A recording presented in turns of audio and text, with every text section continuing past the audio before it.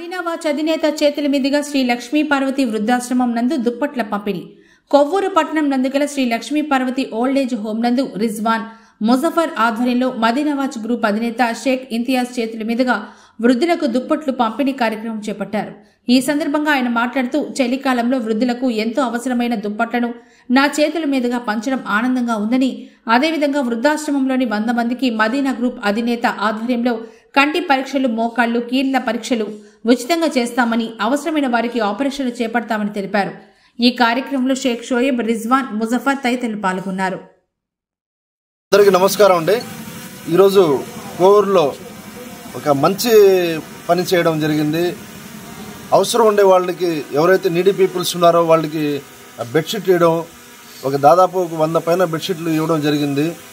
మన మిత్రులు రిజ్వాన్ గారు మరియు ముజఫర్, మళ్ళా ఇక్కడ ఉండే ఇన్ఛార్జ్లు, జిల్లా ఇక్కడ మన కోవూరుకి ఇన్ఛార్జ్లు అనమాట, మొత్తం ఈ మండలానికి, వీళ్ళందరూ దగ్గరుండి ఈ కార్యక్రమం ఈరోజు పెట్టి ఇక్కడ ఇవ్వడం ఎంత అవసరం ఉండే.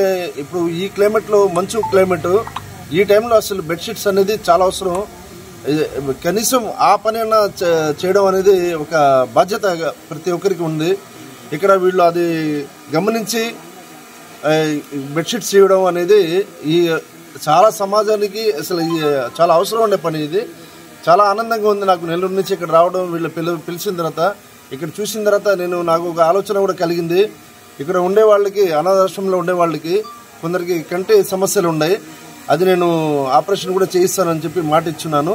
సో వీళ్ళకి ఎవరెవరికైతే అవసరం ఉందో వాళ్ళకి ఉచితంగా మన మదీనావాచ్ తరఫు నుంచి మేము కంటి పరీక్ష ఫ్రీగా వాళ్ళకి లెన్స్ ఇవ్వడం, ఆపరేషన్ చేయడం అది కూడా చేయిస్తామని ఈ మీడియా ముఖంగా నేను తెలియజేస్తున్నాను.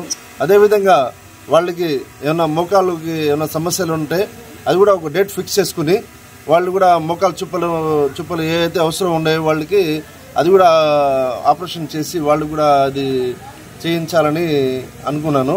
సో ఈ కార్యక్రమంకి ఇక్కడ పిలిచిన పెద్దలందరికీ మనసారా ధన్యవాదాలు కోరుకుంటూ, ఎందుకంటే ఇది మనం ఒకరికి అవసరం ఉండి, మనకు ఒకరికి అవసరం ఉండే వాళ్ళకి మనం తోడు ఇచ్చామంటే అంతకన్నా ఈ జన్మకి ఇంకేం లేదు. మంచి పని, నేను అది నమ్ముతున్నాను.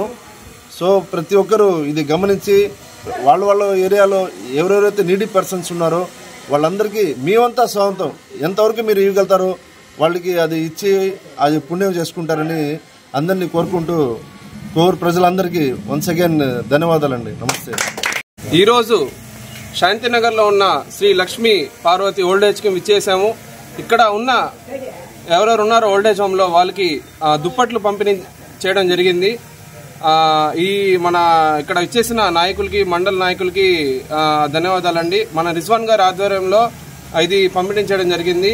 అలానే ఇక్కడ 100 మందికి బెడ్షీట్ ఇవ్వడం మనం జరిగింది. అలానే మా నాన్నగారు ప్రతి ఒక్క ఓల్డేజ్ హోమ్ వాళ్ళతో ప్రతి ఒక్కరు విచ్చేసి వాళ్ళకి ఉన్న సమస్యలు తెలుసుకొని నేను ఉన్నాను మీకు అని చెప్పి పరిష్కారం చేస్తామని మాట ఇచ్చారు. కొంతమందికి కంటి సమస్యలు ఉన్నాయి, కొంతమందికి కాలు చుప్పల సమస్యలు ఉన్నాయి. ఫస్ట్ కంటి సమస్య ఎవరెవరికి ఉన్నాయో వాళ్ళకి ఉచితంగా ఆపరేషన్ చేస్తానని చెప్పి హామీ చేశారు. అది చాలా నాకు ప్రౌడ్గా ఉంది. అట్లానే మీ వంతు సహాయము మీ జిల్లాలో కావచ్చు, మీ చుట్టుపక్కల ప్రతి ఒక్కరు ఇది ముందుకు వచ్చి చేస్తేనే ఇది సాధ్యమవుతుంది. ఒక్కసారి ఇక్కడ విచ్చేసిన ప్రతి ఒక్కరికి ధన్యవాదాలండి. కోవూరు ప్రజలందరికీ ధన్యవాదాలండి. Thank you.